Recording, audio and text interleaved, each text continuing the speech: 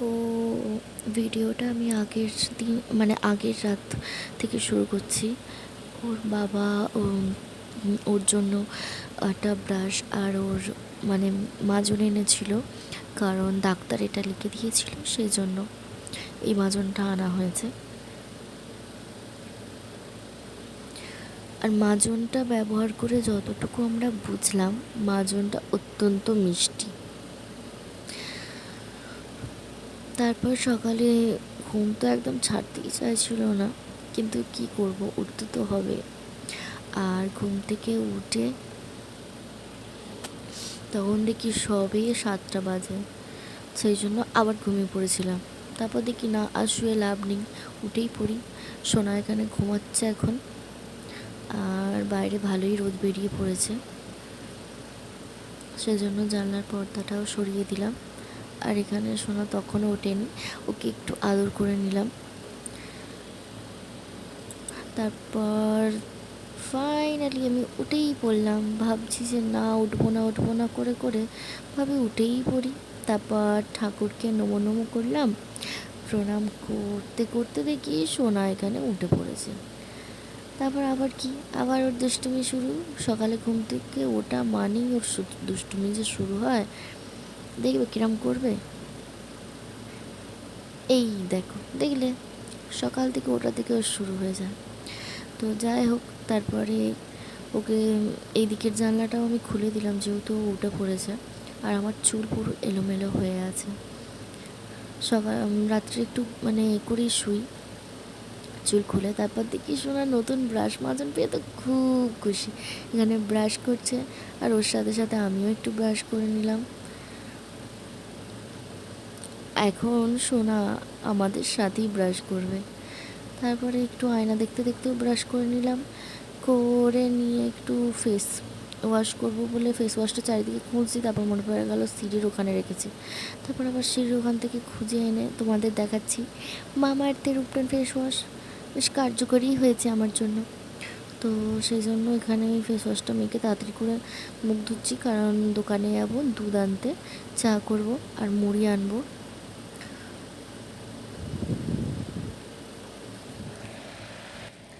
তারপরে আমি পয়সা নিয়ে বেরিয়ে পড়লাম মুড়ি আর দুধ আনতে।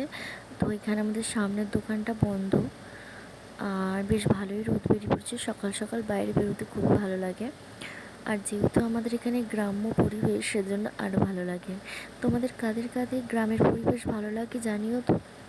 আর আজকে আমাদের এখানে সামনের দোকানটা বন্ধ, তাই এখানে দিদার দোকানে এলাম। আর সামনে দেখছো গাছটায় কত ফুল হয়েছে, কিন্তু ওইটা বন গাছ, সেজন্য ওই গাছটা অতটাও পছন্দ করা উচিত হবে না।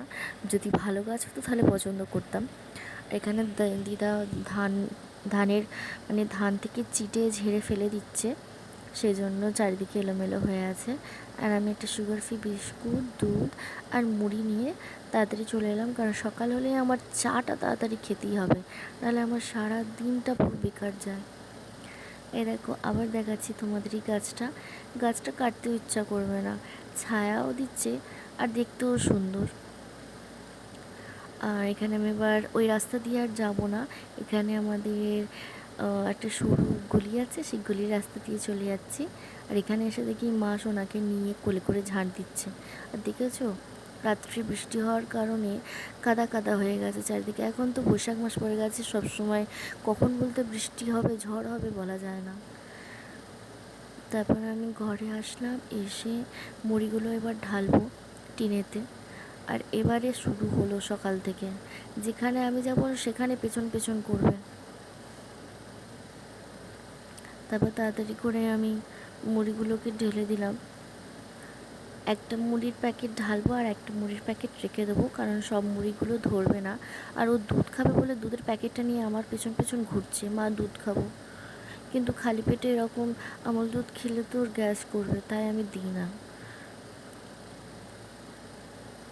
দেখছো কীরকম পেছন পেছন ঘুরছে।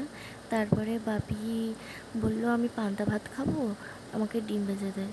তো সেই জন্য আমি এখানে ডিমটা ভাজছি, পান্তা ভাতটা বাপিকে দিয়ে তারপর আমি আমার চা করব। তারপরে এই যে আমার সব থেকে সকালের প্রিয় কাজ, চা করা। এইটা আমার সবথেকে মানে সকালের মানে মোস্ট ইম্পর্ট্যান্ট একটা জিনিস, যেটা আমার দরকার। তারপরে আমি বাসি কাপড় ছেড়ে এখানে শাক কাটতে বসে গেছি, কারণ আনাজগুলো কেটে দিলে মায়ের একটু রান্না করতে সুবিধা হয়।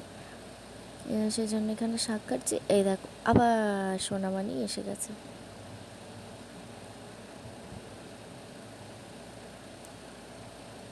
এখানে আমি ঘ্যাঁচগুচ করে শাক কাটছি, আর সে এত শাকের চুবড়িটা নিয়ে বিরক্ত করছে আমাকে। আবার ওদিক থেকে এদিকে এনে ওকে আবার আদর করতে হলো। ওকে আদর করতে হবে 2 মিনিট ছাড়া ছাড়া, আর ওর জন্য আমি বটিটা ঠিকঠাক নিয়ে বসতেও পারছি না। ও এখন ওর পেটে এখন লাগছে, ওকে তেল দিতে হবে, জল দিতে হবে, অনেক কিছু দিতে হবে। আর এখানে সবজি আমার প্রায় কাটা হয়েই এসছে, খালি শাকটা বাজবো। এই দেখো আবার বলছে পেটে লাগছে।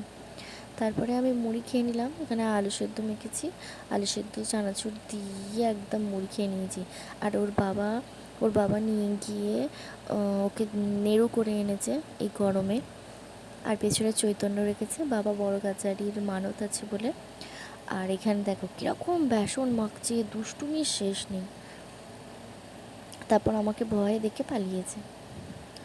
আর তারপর আমি স্নান টান করে এখানে সিঁদুর পরতে যাচ্ছিলাম। তারপর ভাবলাম না, আগে চুলটা ভালো করে মুছিয়ে নিই, নাহলে জল পড়বে। ভালো করে মুছে নিলাম, মুছে নিয়ে এবার সিঁদুরটাও পরে নিলাম। আর হ্যাঁ, তোমরা ভাবছো হয়তো যারা আমার আগের ব্লগ দেখেছো যে এই বাড়িতে এই ঘরটা কেন। আসলে আমার জায়ের C-সেকশন হয়েছে, সেই জন্য সে নিচে আছে, 10 বার ওঠানামা করতে পারে না, তাই আমি তার ঘরে আছি। তারপরে দুপুরবেলা সোনাকে এখানে ভাত খাচ্ছি, কলা দিয়ে, পেঁপে আলু দিয়ে, শিং মাছের ঝোল, আর 2-4টে গেঁড়িও দিয়ে দিয়েছে ওর জন্য, কারণ পেট ঠান্ডা হবে। এই গরমে যত পেট ঠান্ডা রাখবে তত ভালো। তারপর ওকে খাইয়ে আমরাও খেয়ে নেব, কারণ ওর বাবা কাজে যাবে। আমাদেরও সেম ঝোলই হয়েছে, খালি মাছটা আলাদা। আর বাবার টিফিন নিয়ে যাবে, আলু সেদ্ধ আছে। এই গরমে একটু হালকা খাবার খাওয়া হয়েছে। তাই যে সোনার নতুন সাইকেল কিনেছে, সেইটা নিয়ে ওর পিসিমণির সাথে ঘুরতে বেরিয়েছে, আমি ওদের পেছন পেছন যাচ্ছি। তারপর ঘুরতে ঘুরতে দেখি কালো মেঘলা করে এসছে, ঘরে এসে দেখি কারেন্ট নেই। তারপর আবার কি সোনার জন্য দুধ গরম বসালাম, আমাদের জন্য চা। আর এখানে এসে গেছে জোরে ঝড় আর বৃষ্টি। বললাম না, এই সময় কখন কি ঝড় বৃষ্টি আসবে বলা যায় না। আকাশ চেয়ে দেখবে এক, আবার লেগে যাবে এক, পুরো কালো ঘনও হয়ে এসছে।